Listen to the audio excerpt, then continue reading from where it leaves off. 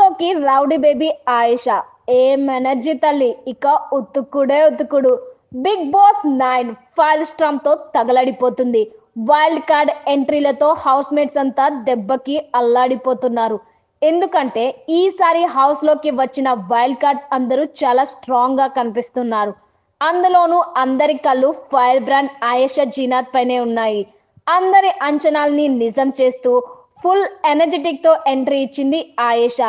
ఈమె cuteness energy చూసి నాగార్జున కూడా స్టన్ అయిపోయారు. మరి ఈమె ఎంట్రీ ఎలా ఉంది, ఏం చెప్పిందో చూద్దాం.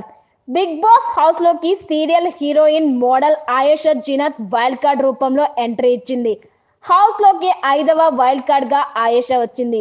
సూపర్ పర్ఫార్మెన్స్ తో హౌస్ లోకి వచ్చిన ఆయేషాని చూసి నాగార్జున అయితే ఫిదా అయిపోయారు. ముఖ్యంగా ఆమె ఎనర్జీ అయితే మామూలుగా లేదు. తెలుగు కూడా చాలా బాగా మాట్లాడుతుంది. ఆయేషా, నువ్వు రౌడీ బేబీ అంట కదా అని నాగార్జున అడిగారు. అవును సార్, చాలా అంటూ ఆయేషా చెప్పింది. ఇక మరి ఇంత ఎనర్జెటిక్ గా ఉన్నావు, చాలా అందంగా ఉన్నావు, మరి ప్రపోజల్స్ లవ్ సంగతి ఏంటి అని నాగార్జున అడిగారు. చాలా సార్లు ప్రేమలో పడ్డాను సార్. ముఖ్యంగా తమిళ్ బిగ్ బాస్ లో ఉన్నప్పుడు నాకు బయట ఒక లవ్ ఉండేది. తన గురించి ఆలోచిస్తూ నేను గేమ్స్ సరిగా ఆడలేకపోయాను. మొత్తం 65 రోజుల హౌస్ లో ఉన్నా. తీరా బయటికి వచ్చేసరికి వాడు మరొక అమ్మాయితో సెట్ అయిపోయాడు. అప్పటి నుంచి ప్రేమకి దూరంగా ఉన్నా.